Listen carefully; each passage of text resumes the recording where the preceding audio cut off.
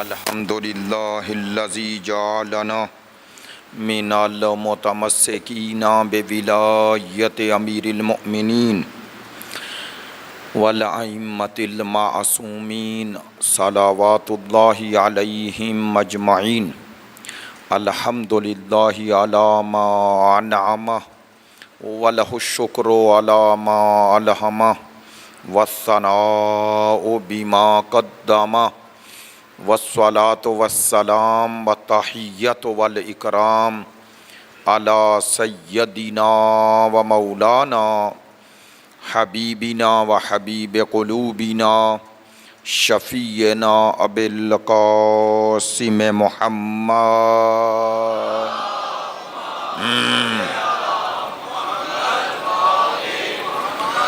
وآلہ الاطیبین الاطہرین الاجمدین الامجدین الذین اذہب اللہ عنہم الرجس وطہرہم تطہیرا.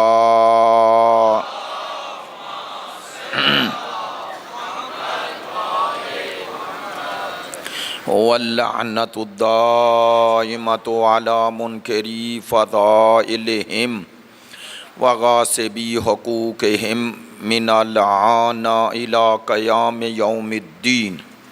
اما بعد فقد قال سبحانہ وتعالی فی کتابہ المجید وخطابہ الحمید وہو اصدق الصادقین وقولہ الحق. بسم اللہ الرحمن الرحیم. یا ایہا الذین آمنوا کونوا قوامین بالقسط شہداء للہ ولو علی انفسکم او الوالدین والاقربین ان یکن غنیا او فقیرا فاللہ اولی بہما فلا تتبعوا الہوی ان تعدلوا فَإِن تَلْوُوا أَوْ تُعْرِضُوا فَإِنَّ اللَّهَ كَانَ بِمَا تَعْمَلُونَ خَبِيرًا. صدق اللہ العلی العظیم. ان اللہ وملائکتہ یصلون علی النبی یا ایہا الذین آمنوا صلوا علیہ وسلموا تسلیما.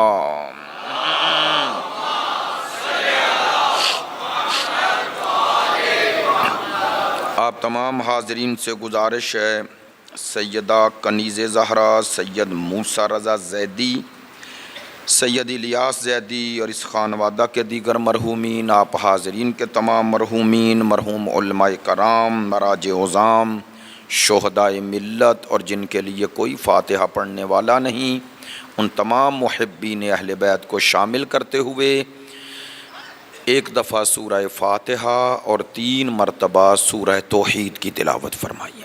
بسم اللہ الرحمن الحمدللہ الرحمن الرحیم مالک یوم الدین ایاک نعبد و ایاک نستعین اہدنا الصراط المستقیم صراط الذین انعمت علیہم غیر المغضوب علیہم ولا الضالین.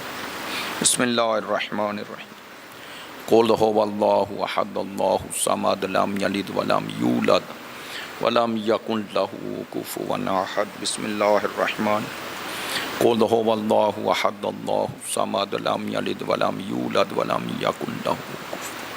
بسم اللہ الرحمن الرحیم. قل هو اللہ احد اللہ الصمد لم یلد ولم یولد. اللہم اغفر للمؤمنین والمؤمنات والمسلمین والمسلمات الاحیاء منہم والاموات.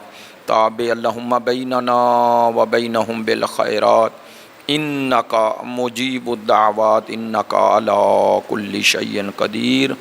آپ تمام حاضرین کی صحت و سلامتی کے لیے، مقامات مقدسہ کی حفاظت کے لیے، مجاہدین اسلام اور مدافعین حرم اہل بیت کی کامیابی و کامرانی کے لیے، دشمنان دین یزیدیت، ناصبیت، خارجیت کی نیستی اور نابودی کے لیے، تعجیل ظہور امام زمان کے لیے، ہمارے ملک کے استحکام کے لیے، مریضوں کی شفا یابی کے لیے، علماء کرام، مراجع عظام، عزاداران سید الشہداء، محبین اہل بیت کی توفیقات خیر میں اضافے کے لیے آپ حاضرین کی تمام دعائیں شامل کرتے ہوئے بحق سید الشہداء بلند تر صلوات اللہم صلی علی واجب الاحترام معزز و مکرم حاضرین مجلس، محبان اہل بیت، پیروان مکتب ولایت، عاشقان مکتب شہادت، سلسلہ گفتگو خمسہ مجالس کی تیسری مجلس ہے۔ عنوان گفتگو عدل اور امامت یا عدالت اور امامت۔ میں نے اول مجلس میں بھی آپ کی خدمت عالیہ میں یہ گزارش کی کہ موضوع کا تعلق ایک جہت سے اعتقادی بحث ہے اور دوسری جہت سے اجتماعی۔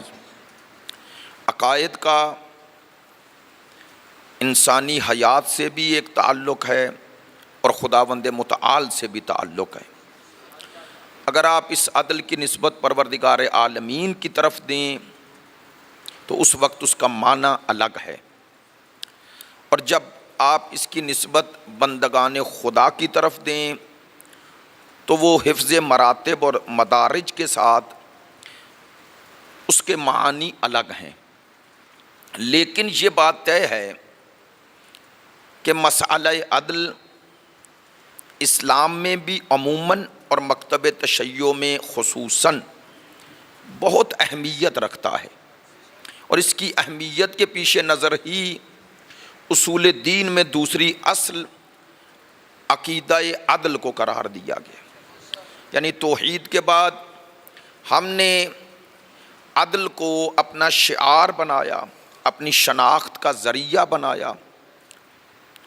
اسی لیے تاریخ میں بھی اگر دیکھا جائے تو کلامی بحثوں میں یعنی اعتقادی بحثوں میں بھی اگر آپ ان مذاہب اور ان مسالک اور ان فرقوں کی پیدائش کی طرف رجوع کریں تو میں نے 2 دن میں جو عرض کیا ہے کہ عالم اسلام میں یہ نقطہ نظر جس کی بنیاد اور اساس عدل ہی تھی، اور عدل کی گفتگو میں جب انحراف ہوا، عقیدہ عدل میں انحراف ہوا تو اس کا آغاز پہلے حسن و قبح عقلی کے مقابلے پہ حسن و قبح شرعی کا نظریہ پیش کیا گیا، اور جس کا معنی میں 2 دن سے عرض کر رہا ہوں کہ عقل خود مستقلاً کچھ چیزوں کی خوبی اور بدی کو مستقلاً درک کرنے کی اہلیت اور صلاحیت رکھتی ہے،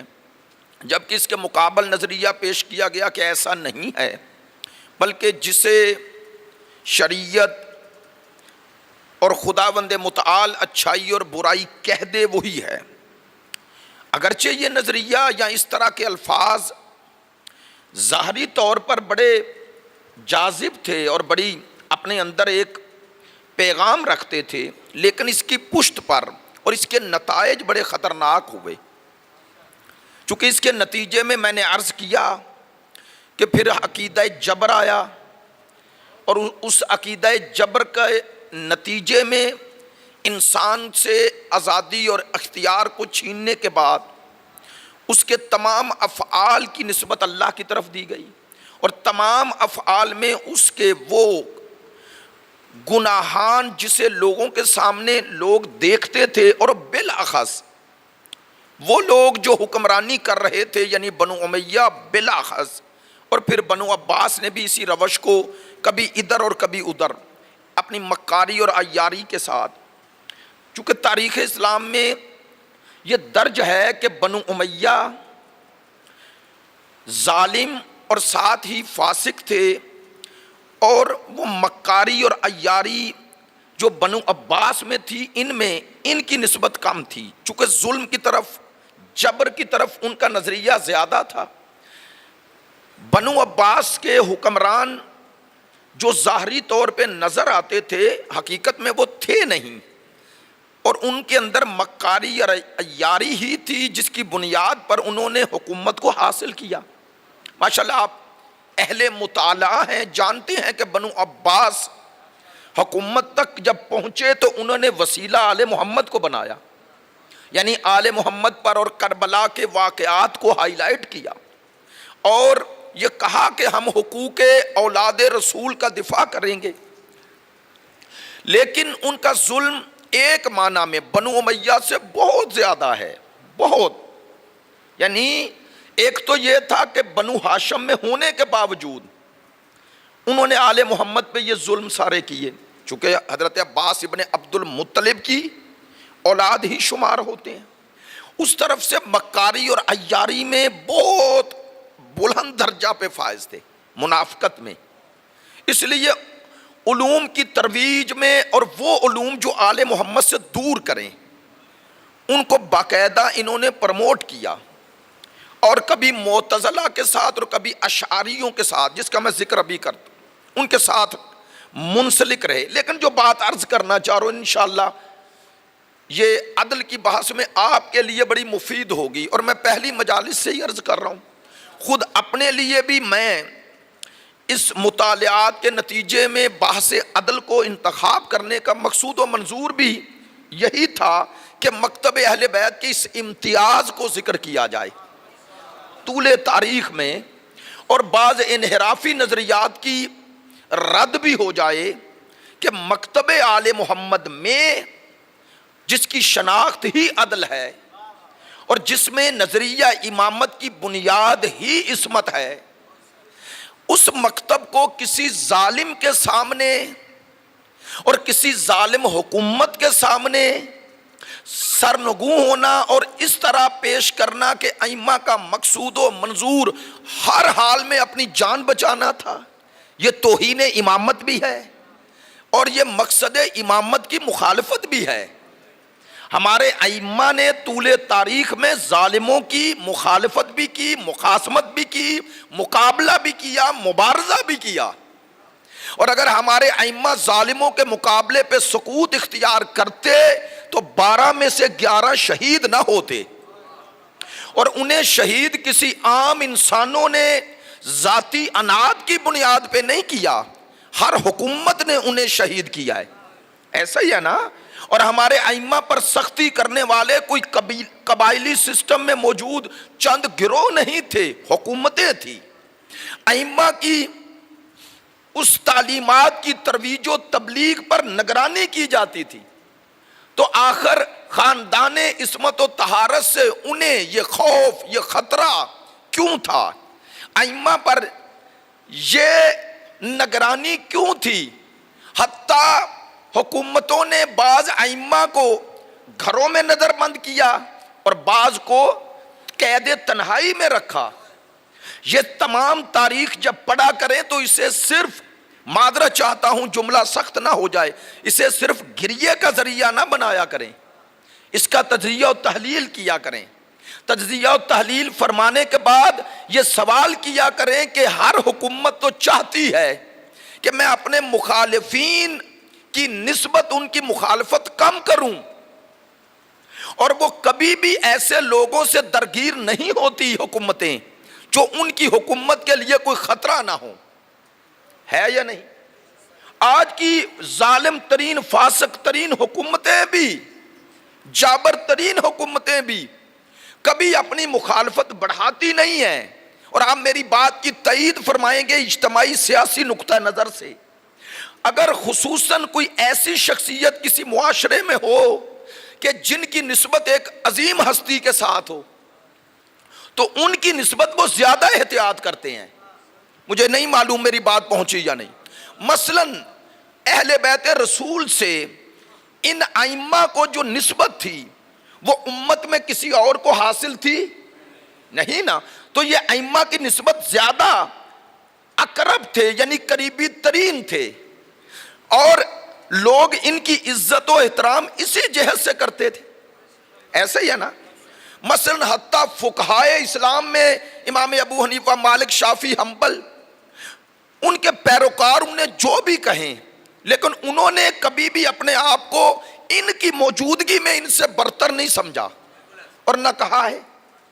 تو جنہیں لوگ فقہائے اسلام کہتے ہیں وہ بھی ان کی نسبت ان کے علم و تقویٰ و کردار کے سامنے کبھی بھی اپنے وجود کا اظہار کرنے کی جرأت نہیں رکھتے تھے، اور اگر کریں بھی تو امت قبول نہیں کر رہی تھی۔ تو اتنی مقدس ہستیوں پر حکومتیں سختی کیوں کرتی؟ یہ سوال ہے۔ اگر ان سے حکومتوں کو کوئی نقصان ہی نہیں تھا اور وہ حکومتوں کی نسبت سکوت رکھتے تھے، یا وہ ان حکمرانوں ان خلیفوں کی بیعت کر چکے تھے، تو پھر انہیں خطرہ کس بات کا تھا؟ اس کا معنی جو بیعت کا معنی آج آپ سمجھ رہے ہیں وہ حکمران یہ نہیں سمجھ رہے تھے۔ انہیں ائمہ سے خطرہ تھا، اور وہ خطرہ تھا کیوں؟ یہ ہے سوال، وہ خطرہ تھا کیوں؟ ہاں، اس خطرے کو ایک جملے میں سمیٹوں اور بات آگے بڑھاؤں، اور آج یہ جملہ میں چاہ رہا ہوں آپ اس پہ زیادہ توجہ فرمائیے گا، اور نوجوان اس کے بارے میں غور و فکر کریں جو جملہ کہنے لگا ہوں۔ ائمہ سے اختلاف، بنو امیہ بنو عباس ان ظالموں کا اس ظالمانہ نظام کا اختلاف ائمہ سے اس لیے نہیں تھا کہ ائمہ نمازیں زیادہ پڑھتے ہیں، اس لیے نہیں تھا کہ ائمہ تقوی کی اعلیٰ منزل پہ فائز ہیں، اس لیے نہیں تھا کہ ائمہ سے بڑا کوئی عالم نہیں ہے، یہ عالم ہیں، یہ تو ائمہ کے کمالات تھے۔ ان سے اس کی وجہ سے ان کی دشمنی کا سبب یہ نہیں تھا۔ ان کی دشمنی کا سبب تھا کیا؟ ان کی دشمنی کا سبب یہ تھا کہ ائمہ ایک نظام عدل کے قائل تھے، نظام عدل کے قائل تھے۔ وہ اس ظالم نظام کے اس بات اور اس ظالم نظام کے جواز کو فراہم نہیں ہونے دیتے تھے۔ کاش میری بات پہنچے۔ یعنی ائمہ نے اپنے دور میں ان نظاموں کی مشروعیت کو، جواز کو اپنے کردار سے بھی، اپنے افکار سے بھی، اپنے اعمال سے بھی، اپنے خطبات سے بھی، اپنی دعاؤں سے بھی، اپنے مناجات سے بھی، اپنے اصحاب کو تعلیمات سے بھی ان ظالم حکومتوں کے جواز کو امت میں کبھی بھی شرعی نہیں بننے دیا۔ ان کی حکومت کے لیے کوئی جواز فراہم، ان کی حکومت کے غیر شرعی ہونے کے لیے خود ائمہ کی مخالفت ہی کافی تھی، اور یہ مخالفت ان کی حکومت کی بنیادوں کو کمزور کرتی تھی۔ لہذا ان کی ائمہ سے دشمنی کا سبب ذاتی نہیں، اپنی حکومت کو بچانا ہے۔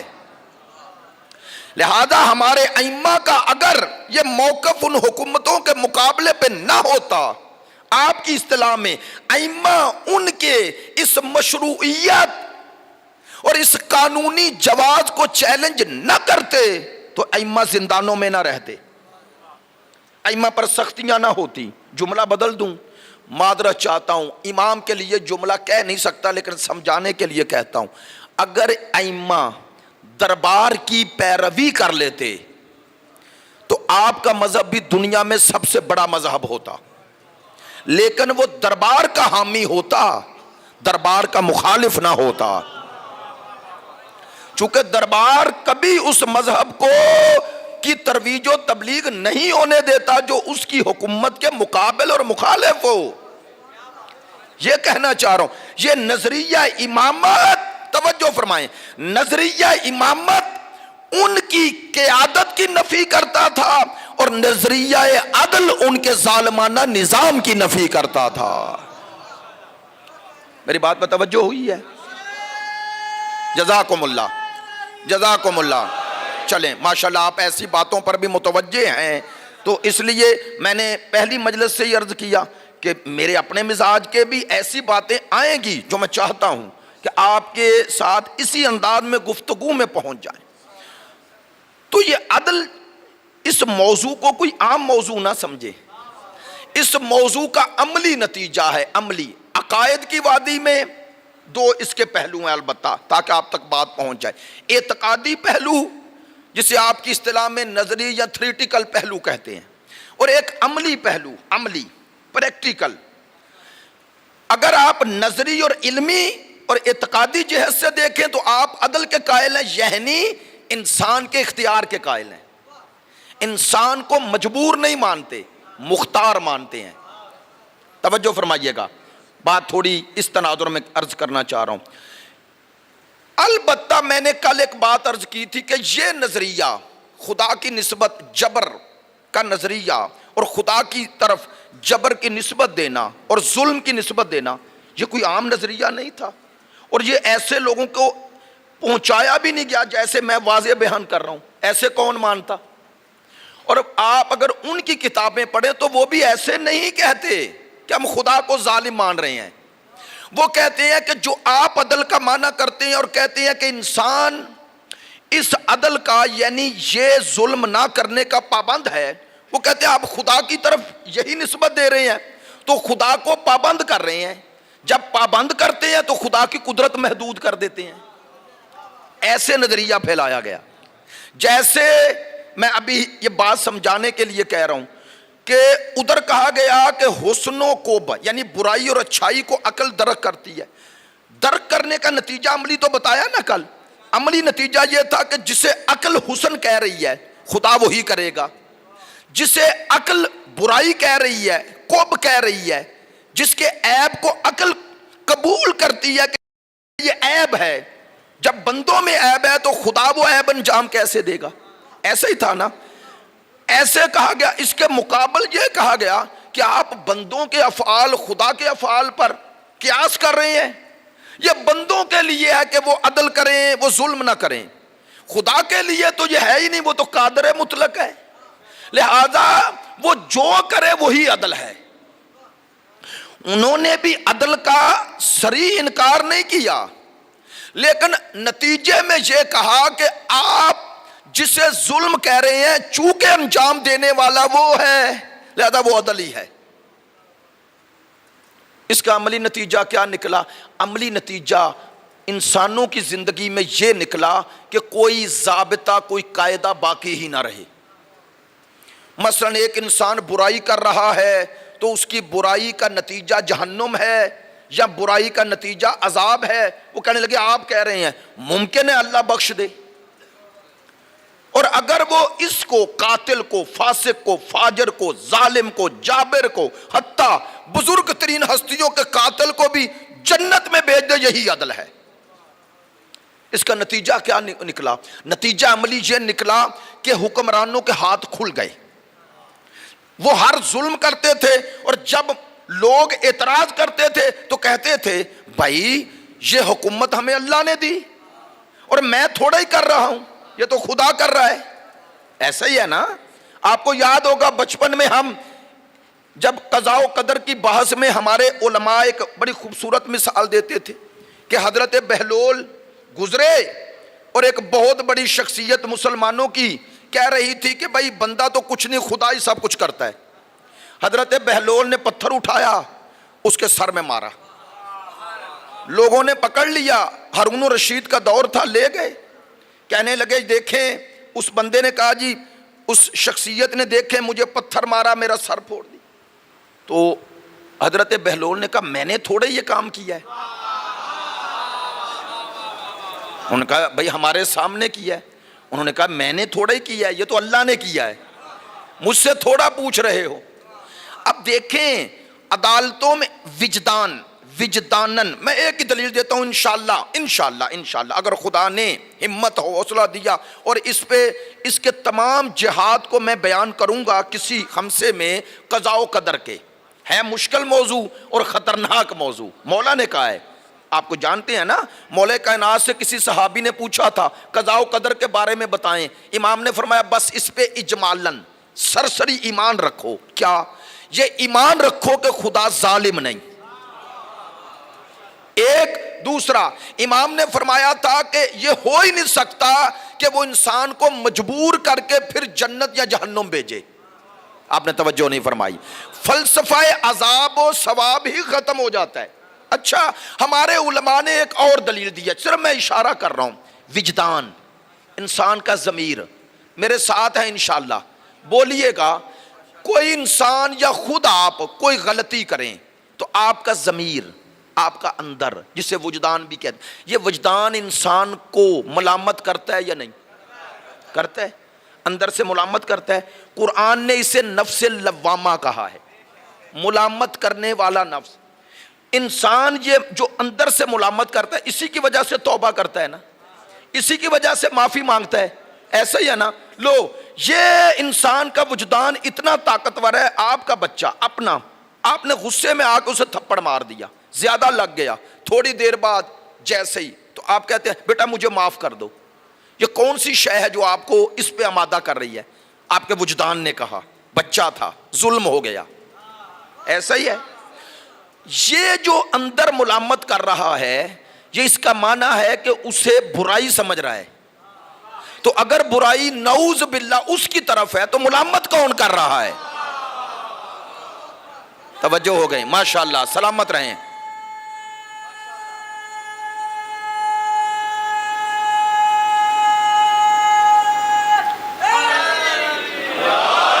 سلامت رہیں، توجہ ہے میری بات پہ؟ دیکھیں میں نے آسان لفظوں میں مثال دے دی، اور میرے لیے اور آپ کے لیے بھی یہ مثال بہت سارے در کھول رہی ہے۔ یہ اندر کا ملامت کرنا دلیل ہے کہ وہ جو فعل انجام پایا ہے، وہ فاعل، اس فعل کو انجام دینے والا بلا واسطہ میں ہوں۔ اللہ کی قدرت اس فعل سے تعلق نہیں پا رہی، اللہ کی قدرت میرے فعل سے تعلق پا رہی ہے۔ بات ذرا مشکل ہے، سمجھیے گا۔ دیکھیں اسلام میں دو مکتب پیدا ہوئے، پہلے یہ بات کر لوں پھر آپ کو لاتا ہوں، یہ دلیل حل کرتا ہوں۔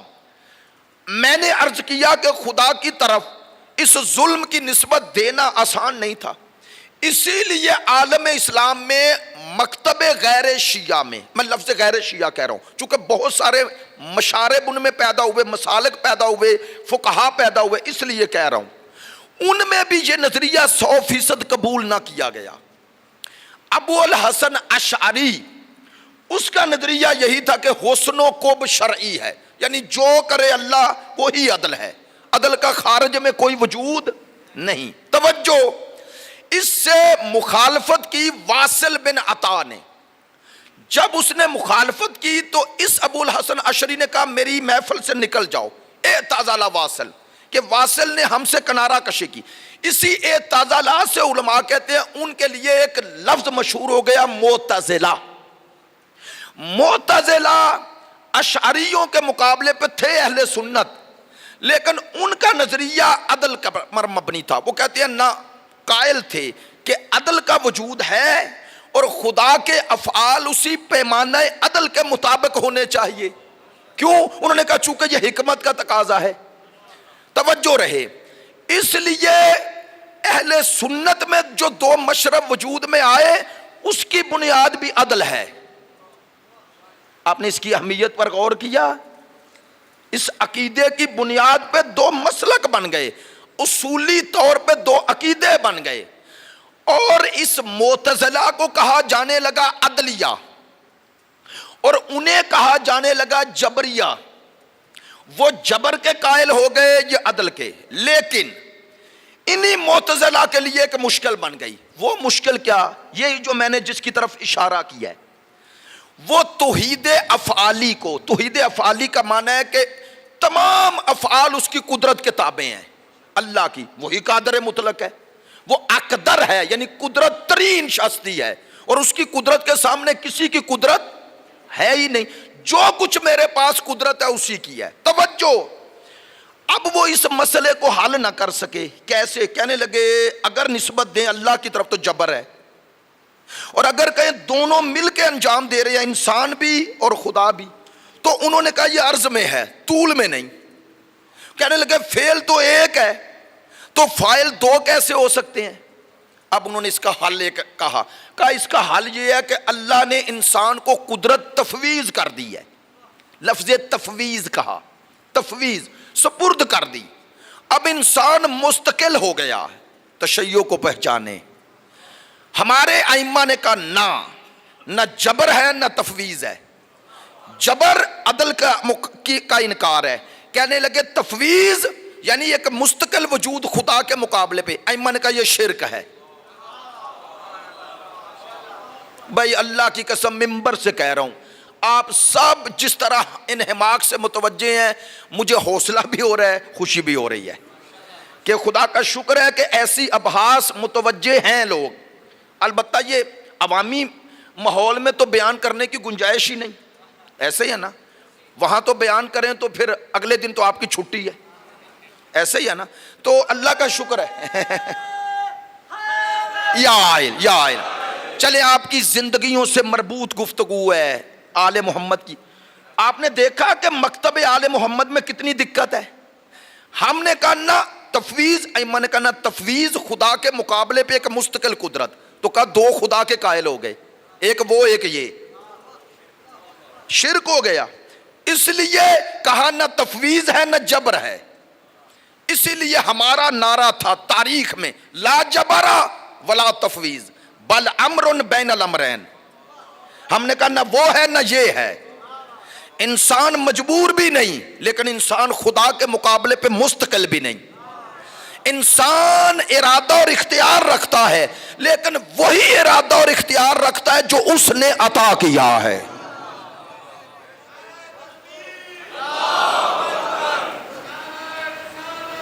سلامت رہیں. حیدری بآواز بلند صلوات صلی اللہ.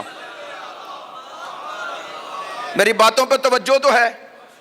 امیر شاہ جی آپ کی بھی توجہ ہے ماشاءاللہ. بڑھاپے کی اس عمر میں بھی تشریف لاتے ہیں. آدھی تقریر جا کر آدھی سو کے سنتے ہیں لیکن ان کا بیٹھنا ہی سعادت ہے. اور ہمارے لیے ایک وہ کہتے ہیں اس حوالے سے کہ بزرگ شخصیت ہیں. آپ توجہ فرمائیں گے. میں جو بات عرض کر رہا تھا، ائمہ نے اس قدر توحید کے نظریے کو خالص اور پاک رکھا کہ کسی دور میں اسے چھپنے نہ دیا، اس میں خلط نہ آنے دیا. کہا نہ جبر مانو گے تو انسان کی آزادی سلب ہے، تفویض مانو گے تو اللہ کی قدرت کا انکار ہے. کہا نہ ادھر نہ ادھر، لہذا اس لیے قبل امر بین الامرین، ان کے درمیان ہے. فرمایا وہ درمیان جو ہے نا، نہ جبر ہے اور نہ تفویض ہے، وہ اس کا بھی انکار اس کا بھی. کہا اللہ کا ارادہ ہے، یوں سمجھیں یہ ارادہ خدا ہے جو انسان کو پہنچ رہا ہے. قدرت، اللہ کی قدرت کا تعلق انسان سے ہے، اور اللہ نے جو انسان کو قدرت دی ہے وہ دی ہے کہ نظام اسباب کو اپنی مرضی سے جدھر چاہے استعمال کر لے. سلامت رہیں.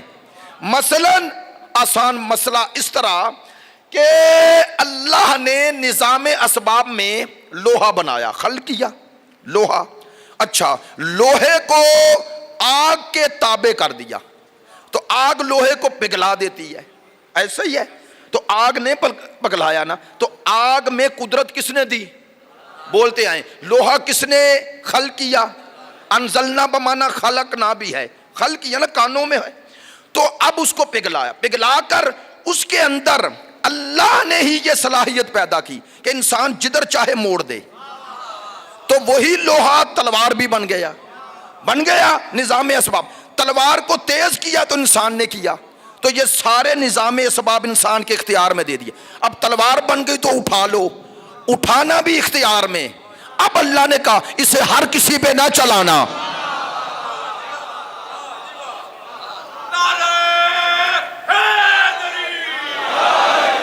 میری بات پہ توجہ ہو گئی ہے.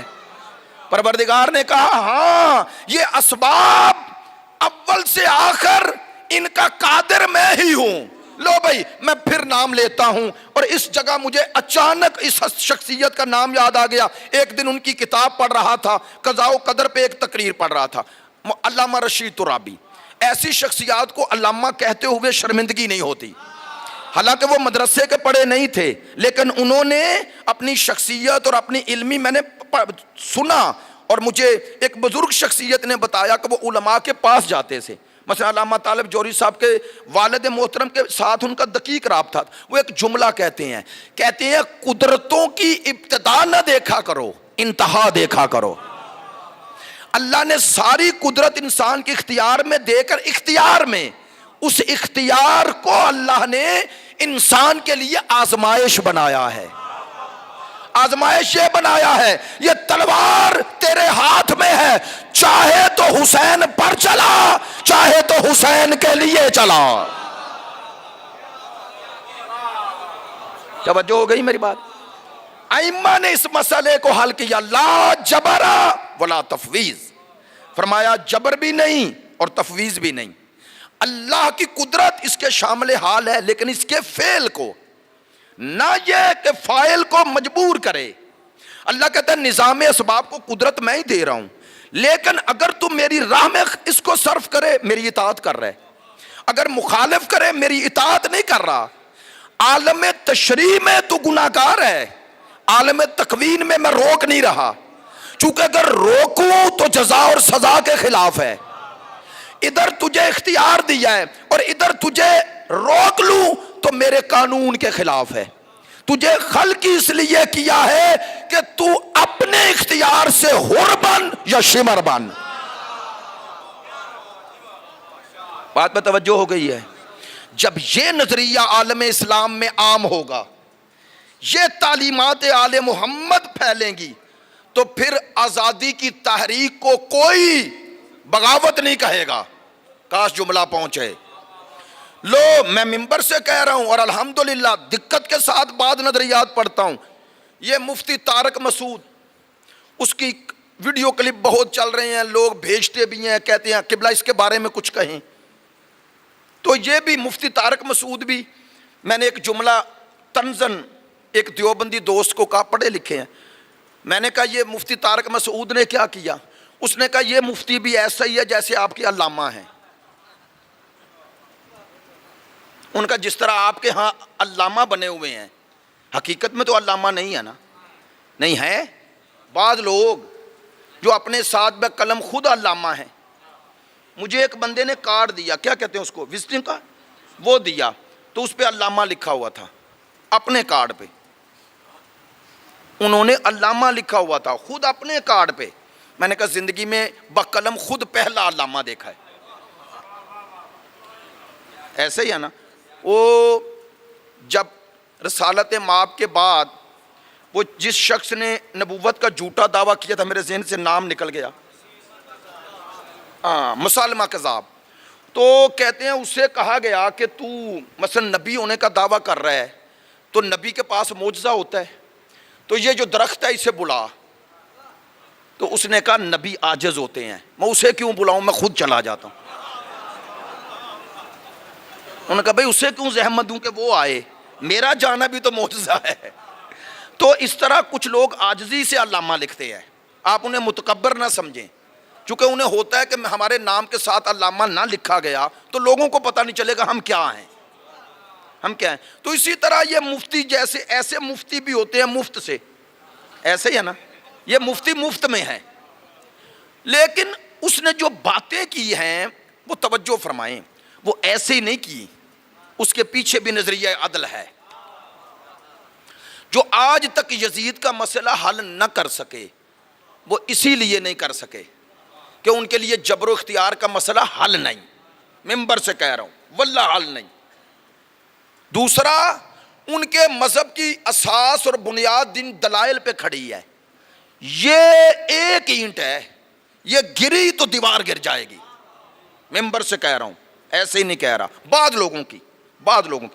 لوگوں نے تو جان چھڑا لی، جنہوں نے جان چھڑائی ہے وہ بھی بیچارے اس سے بغاوت کر کے یہ کر رہے ہیں، بغاوت کر کے۔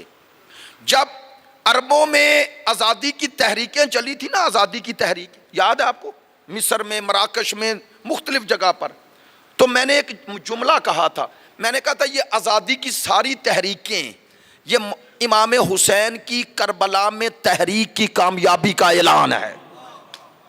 نہیں آپ اسے سیاسی جملہ نہ سمجھیں، میرا یہی تو مشکل ہے کہ میں اس بنیاد پر بات کرتا ہوں۔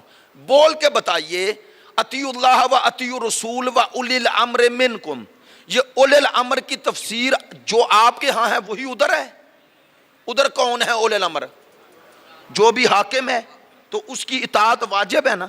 تو جس کی اطاعت واجب ہو اس کے خلاف بغاوت ہوتی ہے؟ نہیں ہوتی نا، نہیں ہوتی. لو ان کا مذہب کہہ رہا ہے کہ اولے الامر کی اطاعت کرو، لیکن عوام نہیں مان رہی. اچھا یہ نظریہ انہیں کس نے دیا کہ ہر حکمران اولے الامر نہیں ہوتا؟ صرف امام حسین نے. توجہ نہیں ہوئی ہے بھائی، یہ نقطہ نظر تو ان کے ہاں ہے ہی نہیں. یہ تو امام حسین نے امت کو سمجھایا کہ حکمران اولے الامر نہیں ہوتا. چونکہ اگر وہ اولے الامر ہوتا تو امام حسین قرآن کی مخالفت کرتے، وہ سرکار کی مخالفت کرتے. لو ان تمام بناوٹی احادیثوں کے غلط ہونے کی سب سے بڑی دلیل میرے امام کا میدان میں آ جانا ہے. ایسا ہی ہے نا، ایسا ہی ہے. اس کی روح کی طرف جائیں تو یہ جتنی جدوجہد عالم اسلام میں ہو رہی ہے، ممبر سے کہہ رہا ہوں، تعصباً نہیں، یہ ہو اس لیے رہی ہے کہ میرے امام نے تمام ظالم حکومتوں کی مشروعیت کو ختم کر دیا، ختم کر دیا. یہ ہے معنی.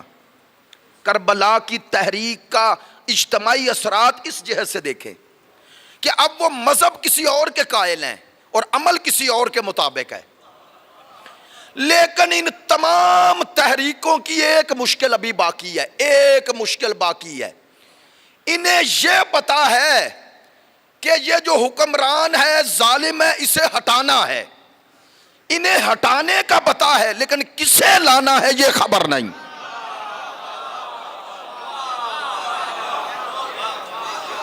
توجہ ہو گئی میری بات پہ؟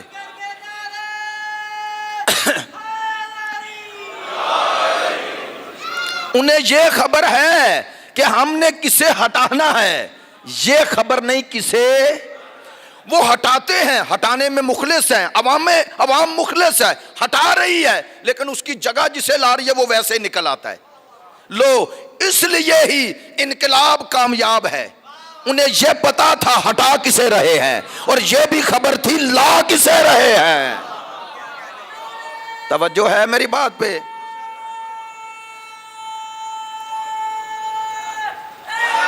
یا بس توجہ ہو گئی. چلیں میں نے اس لیے اس انداز میں آہستہ آہستہ آپ سے باتیں کی. باتیں مشکل تھی، بعض باتوں کو درمیان میں روک کر مثالیں دی اور بات کی تاکہ آپ میرے ساتھ منسلک رہیں اس حوالے سے کہ یہ بحث عدل کو زندگی کے ہر مرحلے میں ہم نے نافذ کرنا ہے. البتہ ایک جملہ کہوں گا، عدل کی بحث خدا کی نسبت قضاء و قدر میں، انسانوں کی نسبت بھی یہ بحث عدل بنیادی رکن ہے. میں منبر سے بیان کرتا ہوں، بنیادی رکن ہے. عدل کے بغیر سب سے اسلام میں مقدس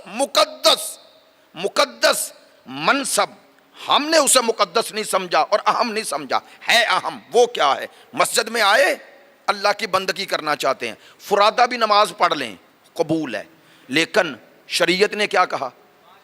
باجماعت ثواب بڑھ گیا تو باجماعت بغیر امام کے ہو جاتی ہے. ایسا ہی ہے.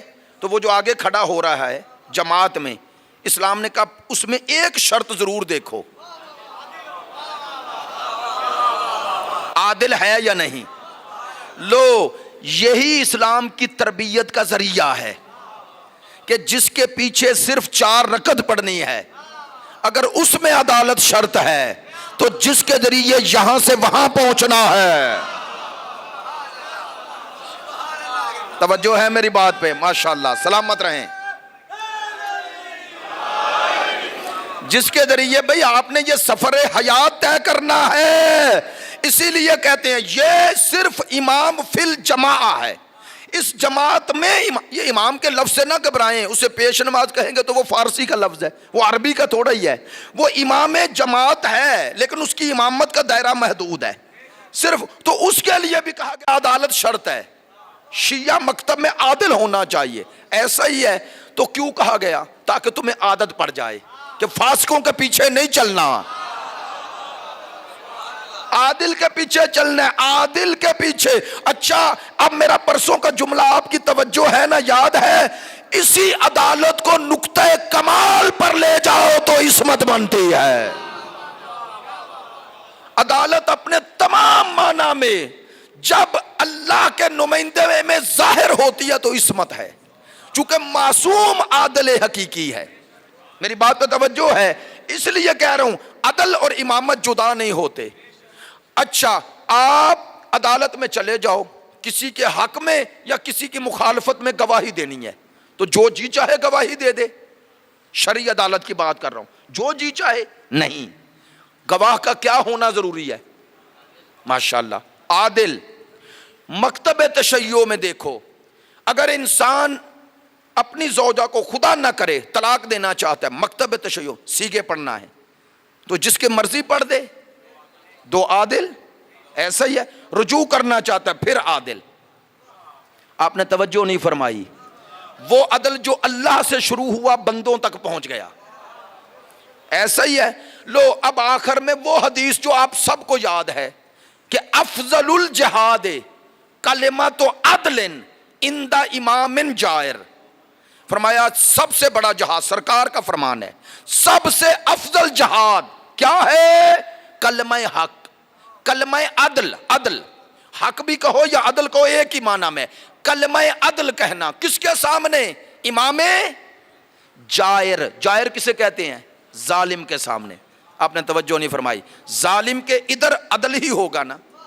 آپ ظلم کو مٹائیں گے تو عدل لانا چاہتے ہیں، اس کا معنی ہے کہ اسلام کی تاریخ کی ابتدا بھی عدل کے لیے، انتہا بھی عدل پر۔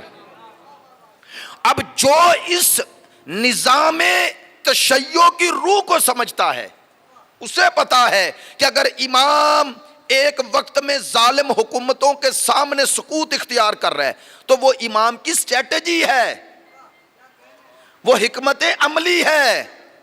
ایک بات کہہ رہا ہوں، کل اگر انشاءاللہ موقع ملا تو وضاحت کر دوں گا، اور آپ مجھ سے زیادہ متوجہ ہیں، باتیں انشاءاللہ اسی طرح کی ہوئی ہیں اس لیے آپ متوجہ ہیں تو کہہ رہا ہوں۔ تقیہ ایک ٹیکنیک کا نام ہے، اصول کا نہیں۔ کاش جملہ پہنچا ہوتا۔ تقیہ تشیع میں ٹیکنیک ہے، اصول ثابت نہیں۔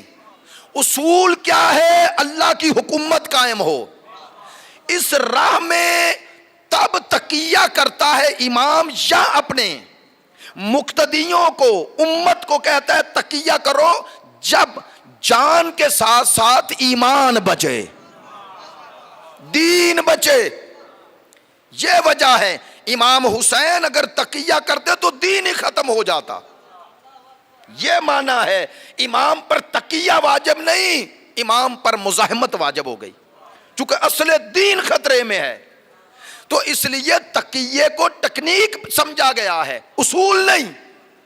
تشیع میں امام عادل اور امام حق اسی کی حکومت ہونی چاہیے، اس لیے ہم طول تاریخ میں ان تمام حکومتوں کو غاصب مانتے ہیں، چونکہ یہ حکومتیں امام عادل اور امام معصوم کے مقابلے پہ تھی۔ نہیں توجہ ہوئی؟ مقابلے پہ تھی۔ یہ ہے تشیع کی روح۔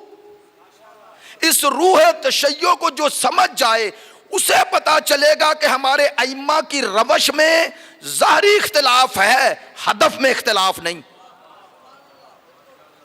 ہر امام نے اپنے دور میں کربلا برپا کی ہے، لیکن ہر امام کے دور کی کربلا ویسی تھی جیسا تقاضا تھا۔ منبر سے کہہ رہا ہوں، میرے مولا حسین کی کربلا تلوار سے تھی، میرے امام صادق اور امام باقر کی کربلا کردار سے تھی۔ امام حسین نے جس دین کو قربانی دے کر بچایا، صادقین نے اسی دین کو ہم تک پہنچایا۔ توجہ ہوئی ہے؟ ہاں، اس رخ سے دیکھیں گے تو پھر آپ کو 12 ائمہ کا کردار ایک نظر آئے گا، چونکہ ہدف میں وحدت ہے، روش مختلف ہے، ہدف ایک ہے، مقصد ایک ہے۔ اس مقصد تک رسائی کے لیے ہر امام کی ٹیکنیک الگ ہے، روش الگ ہے، میتھڈ الگ ہے، ہدف الگ نہیں۔ جو ہدف حسین کا ہے وہی ہدف امام صادق کا ہے، جو کچھ یزید کو امام حسین سمجھتے ہیں وہی امام صادق سمجھتے ہیں، وہی امام علی نقی سمجھتے ہیں، وہی امام عسکری سمجھتے ہیں۔ آپ نے توجہ فرمائی ہے؟ میں ایک جملہ کہتا ہوں اور زحمت سمیٹتا ہوں۔ آج کی گفتگو میں نے پہلے ہی عرض کیا تھا کہ چونکہ میری کل کی گفتگو کے لیے تمہید ہے اور کل میں نے نتائج کی طرف آنا ہے، 2 دن بچے ہیں اس میں، لیکن یہ ساری چیزیں اگر ہم تک پہنچیں اور ان سے مربوط رہیں تو وہ اصلی ہدف ہمارے سامنے آئے گا، جس کے نتیجے میں نے آپ کی خدمت عالیہ میں قرآنی آیات سے ثابت کرنا ہے کہ تمام انبیاء کی جد و جہد کو اللہ نے جس کے لیے انہیں رسول بنایا وہ تھا کیا؟ امام زمان کو سارے انبیاء کی امیدوں کا محور و مرکز کیوں کہا گیا؟ 11 ائمہ نے امام زمانہ کے ظہور کی خبر کیوں دی؟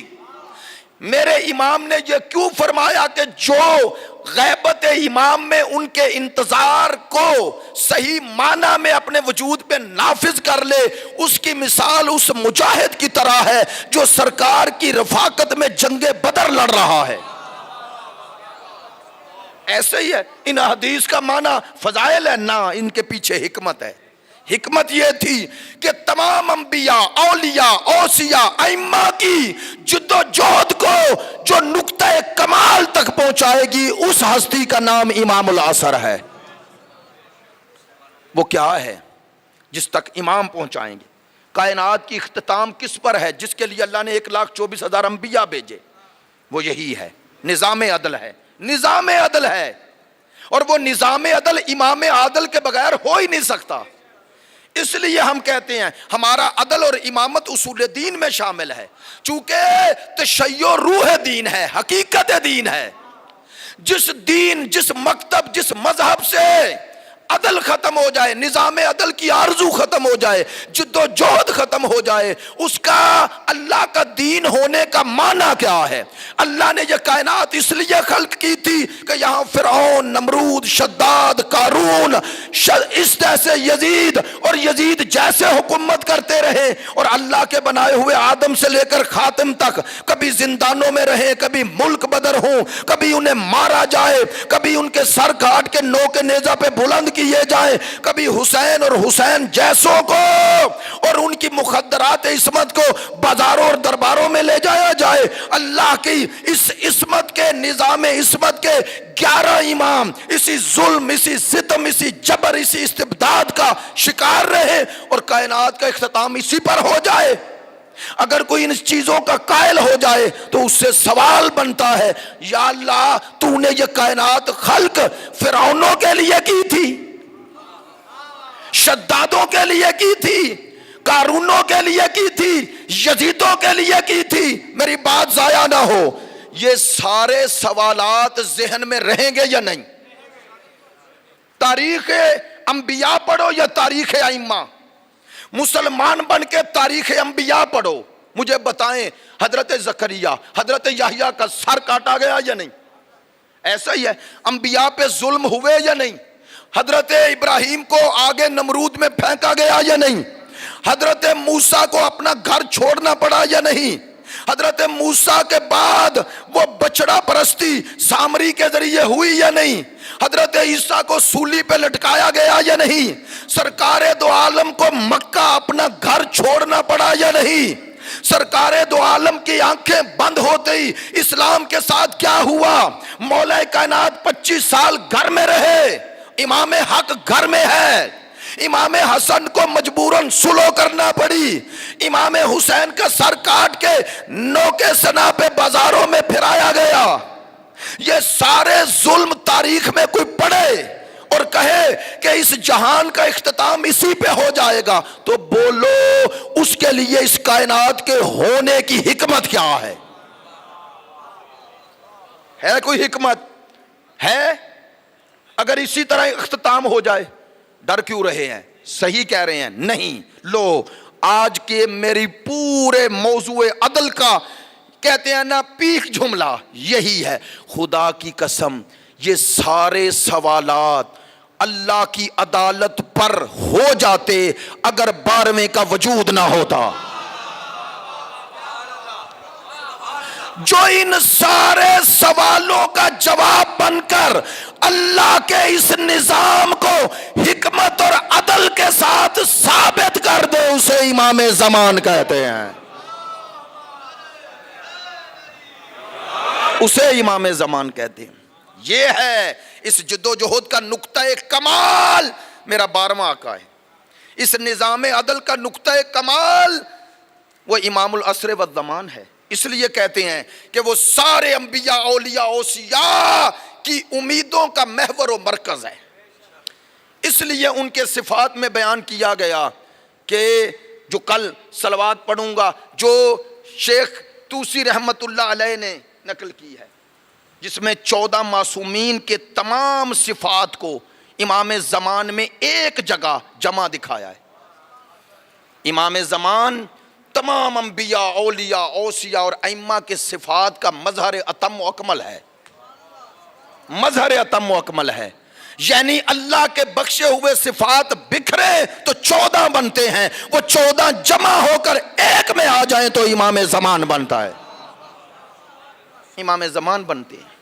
یہ ہے، اسی لیے میں نے یہ روایت میں تو نہیں پڑھا، لیکن استاد مسعود علی ایران کے بہت بڑے خطیب اور عالم ہیں، ان کی زبان سے یہ جملہ سنا۔ کہتے ہیں جب شمر ملعون میرے مولا حسین کے سینے پہ سوار تھا تو اس ملعون نے جب ظلم کیا نا، جب امام پہ ظلم کیا تو کہتے ہیں امام کے لب ہلے، کہتے ہیں اس نے کان لگایا تو میرا امام کہہ رہا تھا میرا مہدی تو کہاں ہے۔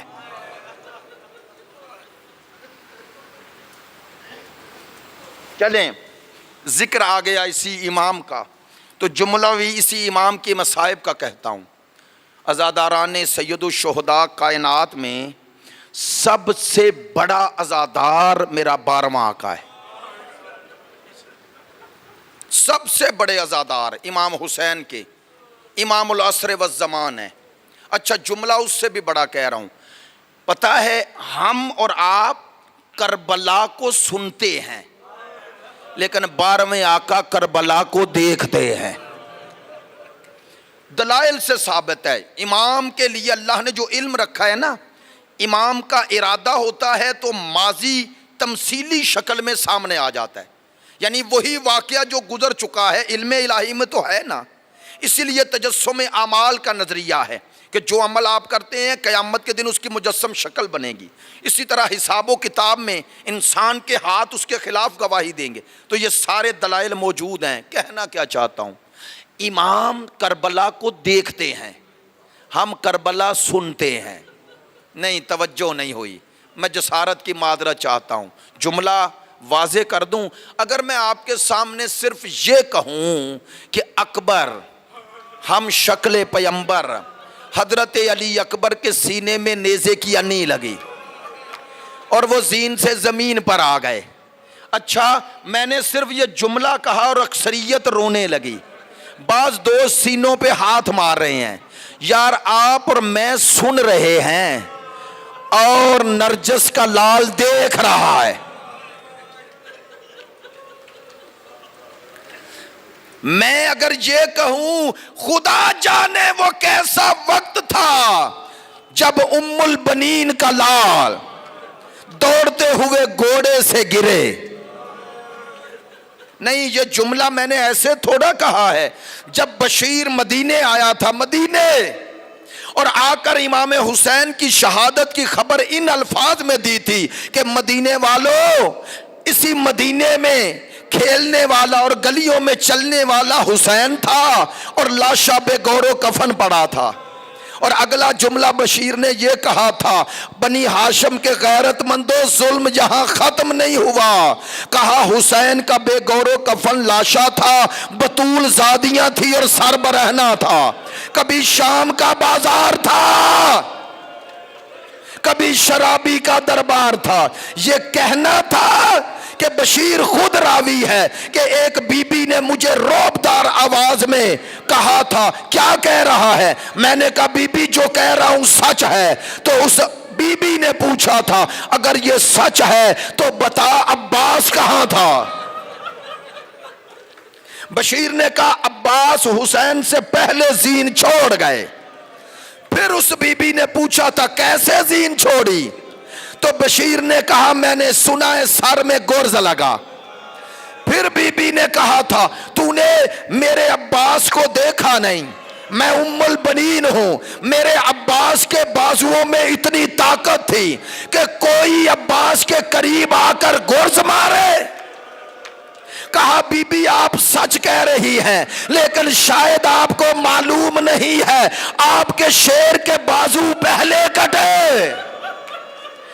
اب بی بی کا یہ جملہ ہے، حضرت ام البنین کا جملہ ہے، روتے روتے کہا تھا میرا شیر مجھے صرف اتنا بتا، جب کوئی دوڑتے گھوڑے سے گرے تو سہارا بازوؤں کا لیتا ہے. میں نے یہ پڑھا اور میرے ساتھ آپ گریہ کنا ہیں. بھائی مجھے بتاؤ اگر 1446 یا 47 ہجری میں تم یہ سن نہیں پا رہے تو خدا جانے میرا مولا امام زمان یہ منظر کیسے دیکھتے ہیں، یہ منظر کیسے دیکھتے ہیں. میرے ساتھ رہنا. کل ایک برادر نے خواہش کی، کہنے لگے مصائب تھوڑا زیادہ پڑھیں، ایام عزا اب ختم ہونے کے قریب جا رہے ہیں. میرے ساتھ رہنا. ایک جملہ کہوں، میں حضرت علی اکبر کا مصائب پڑھوں آپ گریہ فرما رہے ہیں، حضرت قاسم کی پامالی پڑھوں گریہ کرتے ہیں، حضرت عباس کا بن بازوؤں کے زمین پہ آنا پڑھوں آپ گریہ فرما رہے ہیں. یہ سارے مناظر امام زمان دیکھتے ہیں. لیکن اب امام کا جملہ امام فرماتے ہیں یہ سارے مناظر دیکھتا ہوں، روتا ہوں، گریہ کرتا ہوں، لیکن ایک منظر مجھے پانی نہیں خون رلاتا ہے.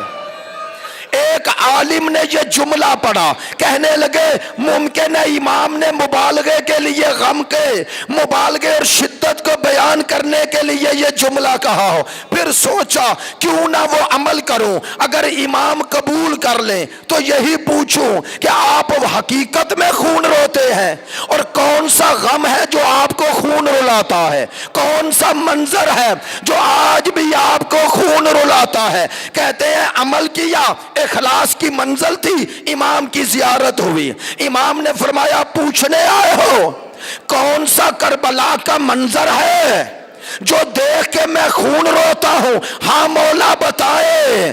فرمایا وہ منظر جب میری دادی 70 قدموں پہ کھڑی ہے،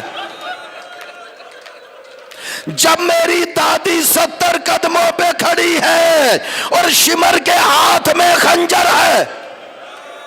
میں یہ جملے کبھی واضح نہیں پڑھا کرتا، میں عاشور کے دن ایبٹ روڈ بھی پڑھتا رہا، کبھی یہ جملے واضح نہ پڑھے، لیکن آپ تک جملہ پہنچ جاتا ہے. علامہ مجلسی لکھتے ہیں اس ملعون نے 2 ایسی جسارتیں کی مولا حسین کی نسبت کہ جو آج بھی امام کو خون رلاتی ہے. بتاؤں ایک جسارت نجس ہاتھ سے کی، ایک جسارت نجس ہاتھ سے کی. بتاؤں کیا جسارت کی؟ اس کا نجس ہاتھ ان رخساروں پہ آیا جنہیں بطول اور رسول بوسے دیتے. بس اب اگلا جملہ واضح نہیں کرتا. ہاں جامعہ میں پڑھ رہا ہوں، میرے بزرگ علماء دوست بھی موجود ہیں، پوچھ لینا. علامہ مجلسی لکھتے ہیں اس نے دوسری جسارت ایسے کی جو زینب قبر تک نہ بھولی، جو رسول نہ بھولے، جو آج بھی امام کو خون رلاتی ہے. بتاؤں کون سی جسارت تھی؟ وَوَضَعَ رِجْلَيْهِ عَلَى صَدْرِ الْحُسَيْنِ. اس نے نجس قدم وہاں رکھا کہ بطول کے بیٹے نے کہا بڑی عظیم جگہ تو نے بڑی جسارت کر دی. الا لعنت اللہ علی القوم.